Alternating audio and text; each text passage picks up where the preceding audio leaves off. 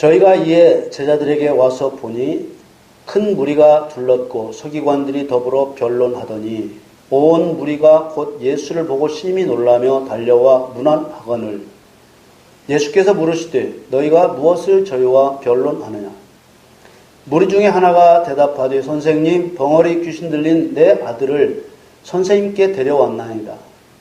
귀신이 어디서든지 저를 잡으면 거꾸러져 거품을 흘리며 이를 갈며 그리고 파리하여 가는지라. 내가 선생의 제자들에게 내어 쫓아 달라 하였으나 저희가 능히 하지 못하더이다. 대답하여 가라사대 믿음이 없는 세대여, 내가 얼마나 너희와 함께 있으며 얼마나 너희를 참으리요. 그를 내게로 데려오라 하시매 이에 데리고 오니 귀신이 예수를 보고 곧 그 아이로 심히 경련을 일으키게 하는지라. 저가 땅에 엎드러져 굴며 거품을 흘리더라. 예수께서 그 아비에게 물으시되 언제부터 이렇게 되었느냐 하시니 가로되 어릴 때부터니이다. 귀신이 저를 죽이려고 불과 물에 자주 던졌나이다. 그러나 무엇을 하실 수 있거든 우리를 불쌍히 여기사 도와주옵소서. 예수께서 이르시되 할 수 있거든이 무슨 말이냐.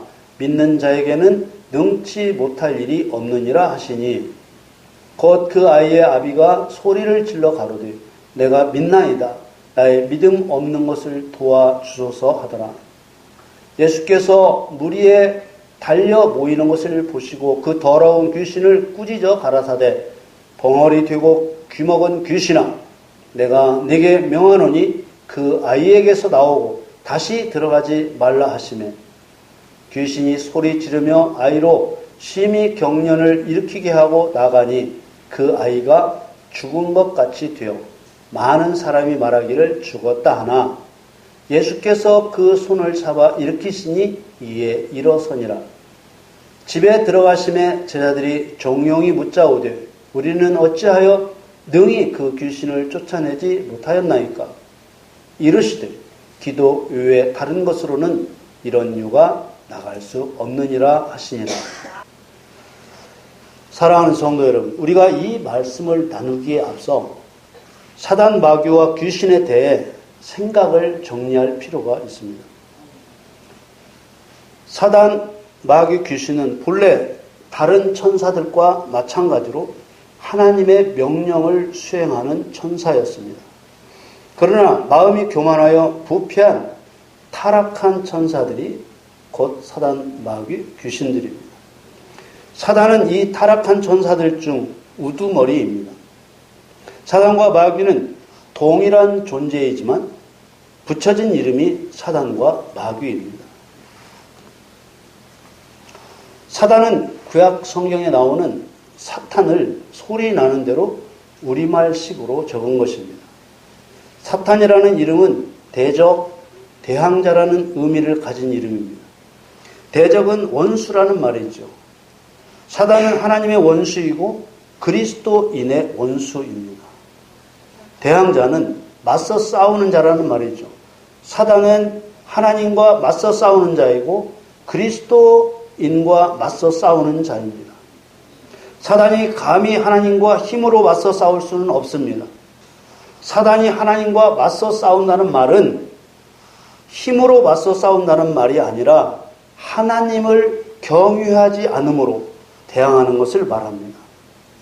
모든 피조물은 하나님을 경유하는 것이 본분입니다. 경유란 하나님에 대한 공경심과 두려워하는 마음이죠. 이 경유는 하나님을 대하는 피조물의 마음과 감정의 자세입니다. 지성과 감정과 의지를 가진 인간이나 천사가 마음에 항상 품어야 할 마음의 감정과 자세인 것이죠. 이 하나님에 대한 경외가 약해지거나 깨지면 죄를 짓게 됩니다. 하나님께서는 율법을 통해 여러 차례 하나님을 경외하라고 명령하셨습니다. 신명기 8장 6절 말씀에 내 하나님 여호와의 명령을 지켜 그 도를 행하며 그를 경외할지니라. 사단이 하나님을 경외하지 않으므로 마음에 교만이 들어오고 생각이 부패하여 하나님과 같아지려는 죄악의 마음을 품게 된 것입니다. 하나님께서는 타락한 천사의 부패한 마음을 꿰뚫어 보시고 땅으로 쫓아내 지옥 형벌을 선언하셨습니다. 이사야서 14장 12절에서 15절 말씀을 보겠습니다. 너 아침의 아들 계명성이여 어찌 그리 하늘에서 떨어졌으며 너 열국을 엎은 자여 어찌 그리 땅에 찍혔는고 네가 네 마음에 이르기를 내가 하늘에 올라 하나님의 뭇별 위에 나의 보좌를 높이리라. 내가 북극 지표의 산 위에 좌정하리라. 가장 높은 구름에 올라 지극히 높은 자와 비기리라 하도다. 그러나 이제 네가 음부 곧 구덩이의 맨 밑에 빠치 우리로다. 사단에 대한 에스겔의 증거에는 사단이 높임을 받았던 천사였지만 교만함으로 그 불의가 드러났다고 말씀하고 있습니다. 에스겔 28장 14절에서 18절 말씀을 보겠습니다. 너는 기름 부음 받은 덮는 그룹이며 내가 너를 세움에 네가 하나님의 성산에 있어서 화강석 사이에 왕래하였었도다. 네가 지음을 받던 날로부터 네 모든 길에 완전하더니 마침내 불의가 드러났도다. 네 무역이 풍성함으로 네 가운데 강포가 가득하여 네가 범죄하였도다. 너 덮는 그룹아 그러므로 내가 너를 더럽게 여겨 하나님의 산에서 쫓아내었고 화강석 사이에서 멸하였도다. 네가 아름다움으로 마음이 교만하였으며 네가 영화로움으로 내 지혜를 더럽혔으며 내가 너를 땅에 던져 열왕 앞에 두어 그들의 구경거리가 되게 하였도다. 이것이 바로 타락한 천사였던 사단이 하나님을 경외하지 않으므로 하나님을 대항했던 최초의 사건이며 죄의 시작입니다. 우리가 성경에 나타난 하나님의 뜻을 분명히 이해하기 위해서는 죄의 시작은 창세 후 에덴 동산에서 사람으로부터 시작된 것이 아니라 창세 전 천국에서 타락한 천사로부터 시작되었다는 것을 확실하게 인식해야 합니다. 그래야만 하나님의 심판의 칼끝이 사단을 향해 있다는 것을 깨달을 수 있고 그리스도인의 본분이 하나님의 원수인 사단을 심판하는 것임을 깨달을 수 있기 때문입니다. 사단을 마귀라고도 부릅니다. 마귀라는 이름은 구약 성경에서는 딱 2번만 사용되었고 주로 신약 성경에서 사용되었습니다.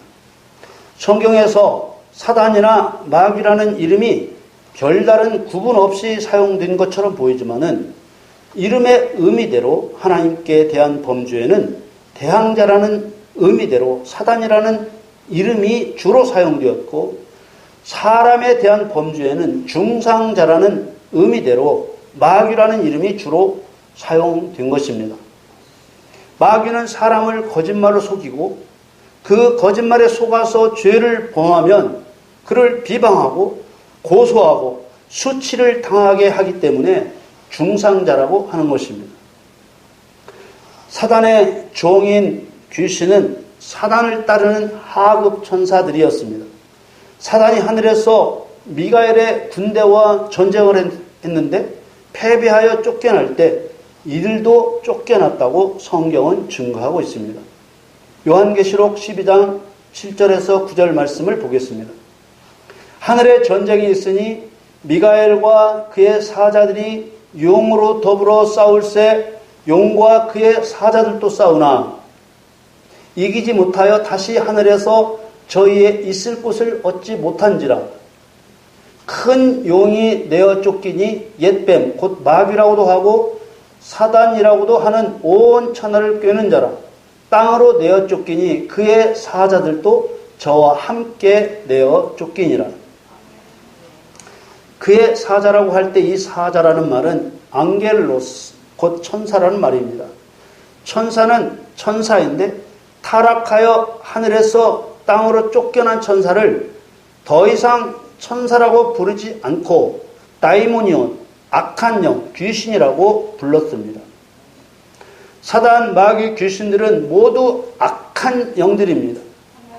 하나님을 경외하며 하나님을 섬겨야 하는 본분을 잃어버리고 하나님처럼 높아지려고 했던 반역의 영들이며 그 마음이 부패하고 더러워진 영들입니다. 이렇게 더러워진 영들에 대한 하나님의 감정이 어떠한지 우리는 꼭 이해해야 하는 것입니다. 사단, 마귀, 귀신들에 대한 하나님의 감정은 이사야서 14장 15절에 잘 드러나 있습니다. 그러나 이제 네가 음부 곧 구덩이의 맨 밑에 빠지우리로다. 지옥 불구덩이 맨 밑에 던져 넣겠다고 하신 것입니다. 맨 밑이라는 말을 써서 사단, 마귀에 대한 하나님의 감정을 드러내셨습니다. 그리고 역시 에스겔 28장 17절에 내가 너를 땅에 던져 열왕 앞에 두어 그들의 구경거리가 되게 하였도다. 시건치 아니하시는 하나님께서 이런 감정을 보이신다는 것 자체가 그 진노가 얼마나 큰지 알 수 있는 것입니다. 하나님의 이런 거두어 드릴 수 없는 진노를 따라 말씀대로 마귀를 멸하시기 위해 하나님의 아들이 오셨고 또 그리스도인들을 하나님의 아들로 세우시는 것입니다. 요한일서 3장 8절 말씀을 읽겠습니다. 죄를 짓는 자는 마귀에게 속하나니 마귀는 처음부터 범죄함이니라. 하나님의 아들이 나타나신 것은 마귀의 일을 멸하려 하심이니라. 여기까지 사단, 마귀, 귀신의 실상과 이런 더럽고 악한 영들에 대해 진노하시는 하나님의 감정을 이해하지 못한다면 어떻게 하나님의 마음을 시원케 해드릴 수 있겠습니까? 그러므로 그리스도인으로서 귀신을 쫓아내고 못 쫓아내고는 능력의 문제가 아니라 믿음의 문제가 되는 것입니다. 귀신을 쫓아내지 못한 제자들에게 예수님은 믿음이 없는 세대여 내가 얼마나 너희와 함께 있으며 얼마나 너희를 참으리요 라고 한탄하시며 책망하셨습니다. 뿐만 아니라 귀신 들린 아이의 아버지의 믿음 없는 말에 할 수 있거든이 무슨 말이냐, 믿는 자에게는 능치 못함이 없느니라라고 책망하셨습니다. 예수님께서는 그리스도인들이 귀신을 쫓아내도 되고 안 쫓아내도 되는 일이 아니라 귀신을 쫓아내는 일을 믿음이 있고 없고의 문제로 연결 지음으로써 그리스도인이라면 당연히 해야 될 일임을 밝히신 것입니다. 본문 말씀에 나오는 사건의 전말은 이렇습니다. 예수님께서 베드로와 야고보와 요한을 데리고 일명 변화산에 올라가셨고 예수님과 동행한 세 제자 외에 9명의 다른 제자들은 산 아래에 있었습니다. 예수님께서 산에서 내려와 제자들이 있는 곳에 이르자 예수님의 제자들과 서기관들이 많은 사람들에게 둘러싸여 논쟁을 하고 있었습니다. 마가복음 9장 14절 15절 말씀 봅니다. 저희가 이에 제자들에게 와서 보니 큰 무리가 둘렀고 서기관들이 더불어 변론하더니 온 무리가 곧 예수를 보고 심히 놀라며 달려와 문안하거늘 제자들은 귀신을 쫓아내지 못한 채 귀신 들린 아이를 놓고 서기관들과 논쟁하고 있었습니다. 서로 갑론을박하던 차에 예수님께서 나타나신 것이죠. 16절에 18절 말씀을 봅니다. 예수께서 물으시되 너희가 무엇을 저희와 변론하느냐? 무리 중에 하나가 대답하되 선생님 벙어리 귀신 들린 내 아들을 선생님께 데려왔나이다. 귀신이 어디서든지 저를 잡으면 거꾸러져 거품을 흘리며 이를 갈며 그리고 파리하여 가는지라 내가 선생의 제자들에게 내어 쫓아 달라 하였으나 저희가 능히 하지 못하더이다. 예수님께서 무엇을 논쟁하느냐고 묻자 벙어리 귀신 들린 아이의 아버지가 대답한 것입니다. 백성들은 예수님을 랍비 곧 선생이라고 불렀습니다. 그 아이의 아버지가 말하기를 내 사실 벙어리 귀신 들린 내 아들을 선생님께 데려왔습니다. 그런데 선생님이 안 계셨다는 것이죠. 귀신은 아무데서나 자기 아들을 휘어잡고 역사하면 거꾸러지고 거품을 흘리고 이를 부득부득 갈고 얼굴은 새하얗게 질려버린다는 것입니다. 귀신을 쫓아내는 방법 이외에 다른 치유 방법이 없잖아요. 그래서 예수님께로 데리고 온 것입니다. 와 보니 예수님은 안 계시고 예수님의 제자들이 있기에 그들에게 귀신을 쫓아내 달라고 했지만 제자들은 귀신을 쫓아내지 못했다는 것입니다. 그런 중에도 아이는 귀신에게 사로잡혀 간질 발작하듯이 고통스러워하는 것을 아버지가 바라봤고 바라보던 아버지의 마음이 어떠했겠습니까? 그 말을 들은 예수님은 귀신을 쫓아내지 못한 제자들을 향해 말씀하셨습니다. 19절에 대답하여 가라사대 믿음이 없는 세대여 내가 얼마나 너희와 함께 있으며 얼마나 너희를 참으리요 그를 내게로 데려오라 하시매 예수님은 제자들을 향해 믿음이 없는 세대여 이 말씀은 제자들이 믿음은 있는데 귀신만 못 쫓아냈다는 말씀이 아닙니다. 여기서 우리들 안에 있는 가짜 지식을 깨뜨려야 됩니다.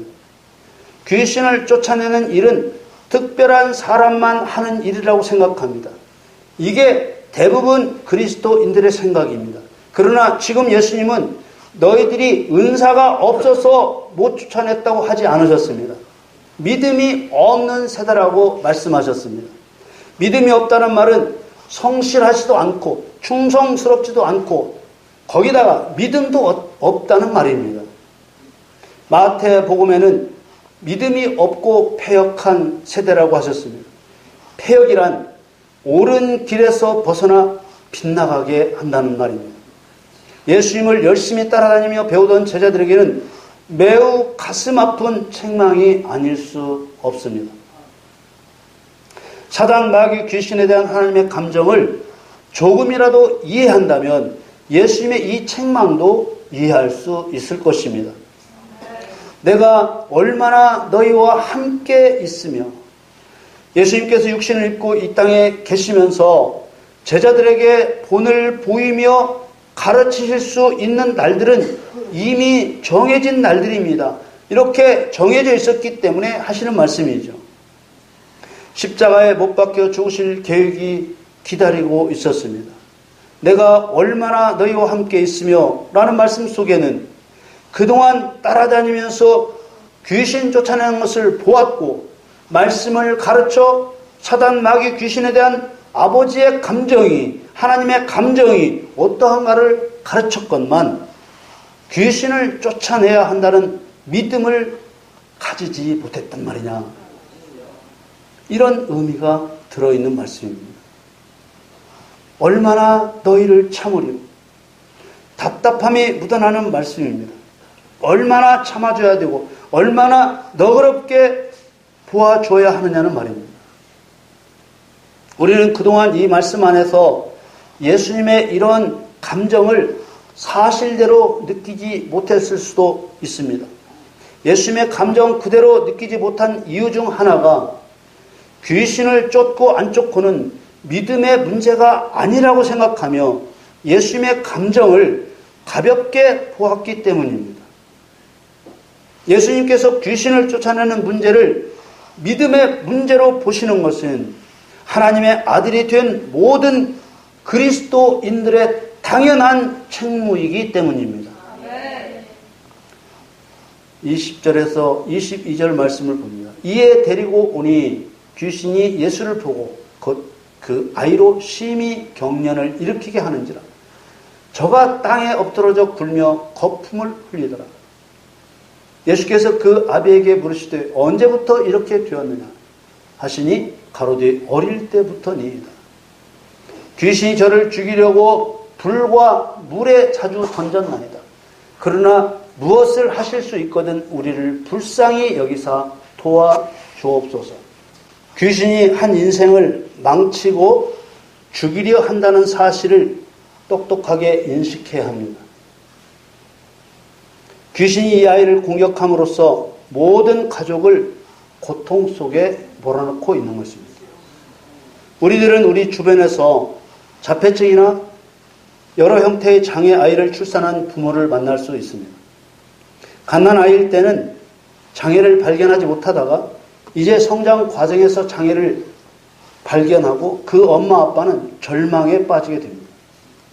이런 가정의 형편이 오늘 본문에 나오는 귀신 들린 아이를 둔 가정과 다르지 않을 것입니다. 온 가족이 이 아이에게 매달려 함께 고통받는 것입니다. 이 아이의 아버지는 예수님께 도움을 청하였을 때 믿음 없이 말했습니다. 무엇을 하실 수 있거든. 이 말은 혹시 귀신을 쫓아내실 수 있거든. 그런 말이죠. 믿음 없는 말입니다. 그러나 이어지는 예수님의 말씀의 의미에 더욱 주목해야 합니다. 마가복음 9장 23절에 예수께서 이르시되 할 수 있거든이 무슨 말이냐. 믿는 자에게는 능치 못할 일이 없느니라 하십니다. 아이의 아버지는 예수님에게 할 수 있거든이라고 했지만 예수님은 믿는 자에게는 능치 못할 일이 없느니라 라고 하신 것입니다. 귀신을 쫓아내는 일은 믿는 자 모두의 일이며 말씀의 능력을 믿는 사람은 누구나 할 수 있는 일이라는 것을 증거하신 것입니다. 사단 마귀 귀신은 하나님의 원수입니다. 그러므로 사단 마귀 귀신을 대하는 그리스도인의 태도는 믿음의 척도, 곧 믿음이 어떠한가, 믿음의 진실성을 보여주는 증거가 되는 것입니다. 믿음에 대한 책망을 들은 아이의 아버지는 그때야 깨닫고 소리를 질러 간청합니다. 24절에 곧 그 아이의 아비가 소리를 질러 가로되 내가 믿나이다. 나의 믿음 없는 것을 도와주소서 하더라. 믿음은 그리스도인의 삶을 절망에서 소망으로 바꾸어 줍니다. 믿음은 그리스도인의 삶을 패배에서 승리로 바꾸어 줍니다. 믿음은 그리스도인의 가정을 고통에서 평안으로 바꾸어 주는 것입니다. 마가복음 9장 25절에서 27절 말씀을 봅니다. 예수께서 무리에 달려 모이는 것을 보시고 그 더러운 귀신을 꾸짖어 가라사대 벙어리 되고 귀먹은 귀신아 내가 네게 명하노니 그 아이에게서 나오고 다시 들어가지 말라 하시매. 귀신이 소리 지르며 아이로 심히 경련을 일으키게 하고 나가니 그 아이가 죽은 것 같이 되어 많은 사람이 말하기를 죽었다 하나 예수께서 그 손을 잡아 일으키시니 이에 일어서니라. 우리가 주목하며 배워야 할 것은 귀신이 예수님 앞에서 저절로 나가지 않았다는 것입니다. 예수님께서 귀신을 꾸짖어 쫓아내심으로 나갔습니다. 예수님이 앞에 계셨지만 귀신이 순순히 나가지 않고 소리를 지르며 또 그 아이를 심한 경련으로 고통스럽게 하며 쫓겨나갔습니다. 이 아이가 얼마나 힘들었었든지 죽은 자처럼 되었습니다. 여러분, 혹시 이런 말 들은 적 있습니까? 믿는 자들에게는 하나님의 빛이 있는데 어떻게 어둠인 귀신이 믿는 자 안에 있을 수 있습니까? 믿는 자들 안에는 귀신이 역사할 수 없습니다. 라는 말을 들어보셨을 것입니다. 그런 거짓말을 예수님의 보혈로 씻어내십시오. 그런 거짓말을 믿음으로 얻게 될 것은 무능한 신앙생활 뿐입니다. 28절, 29절 말씀을 봅니다. 집에 들어가심에 제자들이 종형이 묻자오되 우리는 어찌하여 능히 그 귀신을 쫓아내지 못하였나이까? 이르시되 기도 외에 다른 것으로는 이런 유가 나갈 수 없느니라 하시니라. 예수님과 함께 변화산에 올랐던 베드로와 야고보와 요한을 제외한 나머지 9명의 제자들은 귀신 들린 아이를 붙잡고 기도로써 귀신을 쫓아내려고 하지 않았습니다. 무엇인가 예수님이 본을 보이신 기도의 방법 외에 사사로운 방법을 사용했기 때문에 믿음도 없으면서 거기에 불성실과 충성스럽지도 못하다고 하신 것입니다. 기도 외에는 귀신을 쫓아낼 방법은 없습니다. 기도의 역사는 성령의 역사요. 기도의 응답은 성령의 역사로 응답되는 것입니다.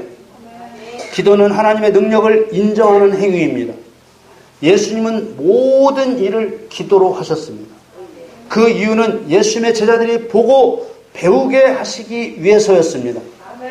그리스도인으로서 사단, 마귀, 귀신을 멸하는 사역이 얼마나 하나님이 기뻐하시는 일인지 성경은 증거하고 있습니다.